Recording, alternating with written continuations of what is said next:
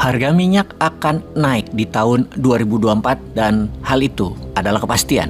Harga barang impor akan naik di tahun 2024 dan itu juga adalah kepastian. Harga pangan dunia akan naik dan itu kepastian. Karena apa semua itu menjadi kepastian? Karena kita semua tahu ada perang lain yang sedang meletus lagi di Asia Barat. Kalau sudah urusan perang begini, pasti ada penyebabnya. Dan kali ini penyebabnya adalah negara kecil yang berada di ujung Laut Merah. Kelompok rebel pemberontak itu berperang melawan hegemoni, yaitu Houthis, melawan Amerika, Inggris, dan Israel. Dan itu perang baru sangar namanya. Beda memang menjadi sebuah negara berdaulat dibandingkan dengan menjadi negara yang berwacana mau berdaulat. Kalau berwacana mau berdaulat, mereka itu pura-pura pro-Palestina agar populis di negaranya yang kemudian digaungkan dengan berita di media secara besar-besaran. Dikencangkan beritanya, namun nggak ada actionnya. Nah itu ciri-ciri negara berwacana mau berdaulat. Yang penting di tanah air terlihat tersohor, terlihat populer, yang disukai masyarakat.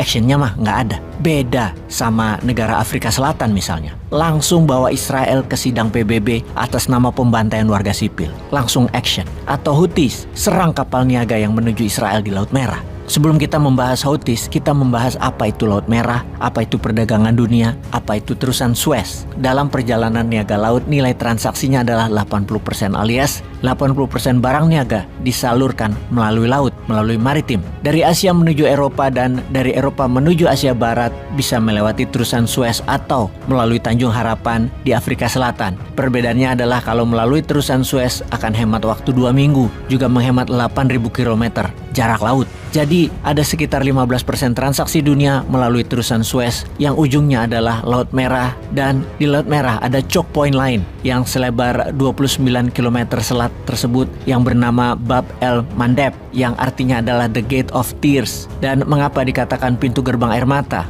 Wilayah yang membelah semenanjung Arabia di Yaman yang memisahkan benua Afrika di wilayah Eritrea dan Djibouti. Di wilayah choke point itulah Houthis menyerang kapal niaga yang menuju Israel. Hal itu adalah bentuk bantuan Houthis terhadap warga Gaza yang telah mengungsi sebanyak 2 juta jiwa dengan kondisi kedinginan, kurang air, dan kelaparan serta tidak ada sarana kesehatan saat ini. Dan Israel terus saja menghajar Gaza demi memusnahkan Hamas tanpa peduli nasib warga yang telah puluhan ribu yang meninggal. Apa yang dilakukan Houthis? Houthis menembakkan roketnya ke kapal niaga, menyerang dengan drone, juga menyerang dengan boat kapal niaga tersebut. Hasilnya, 4 perusahaan besar kargo menyetop kapal niaga mereka yang akan melalui Laut Merah. Mereka adalah Maersk Line, perusahaan milik Denmark, kemudian perusahaan Prancis CMA CGM, kemudian perusahaan Jerman Hapag-Lloyd, dan perusahaan Switzerland SMC, di mana keempat perusahaan maritim kargo ship tersebut merupakan penguasa atas 50% ship containers dunia. Sekarang tambah satu lagi perusahaan yang menstop rute melalui Bab el Mandeb. Dia adalah perusahaan minyak Inggris, British Petroleum, yang ini akan membuat minyak dunia akan bergerak naik. Kalau armada perminyakan laut dunia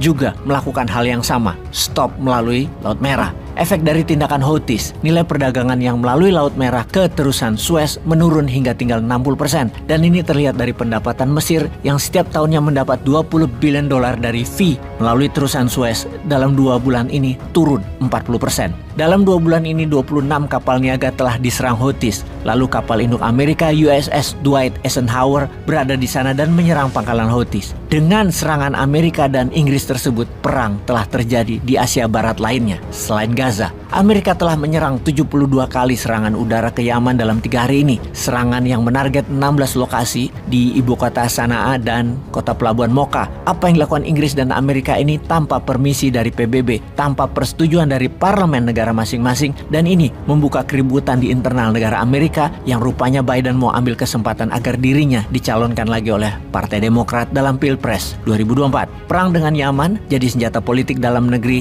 dan luar negerinya Biden. Kemudian Houthis hari ini menyerang balik dengan rudal ke arah kapal perang Amerika USS Laboon yang bisa diintersep di udara. Namun ternyata tidak mengurangi serangan roket berikutnya. Yaman memiliki rudal dari Iran. Stoknya Yaman banyak, mulai dari yang berjarak 1.400 km hingga berjarak 100 km, ada ribuan dalam cadangan persenjataan mereka yang saat ini sedang dimobilisasi ke arah Laut Merah. Kalau memuncak perang tersebut, maka dunia akan terjadi kerawanan energi dan kerawanan pangan. Ini semua adalah perjuangan Houthi atas pembelaannya kepada warga Gaza. Sekarang kita bertanya, mana langkah kita selanjutnya? Peace.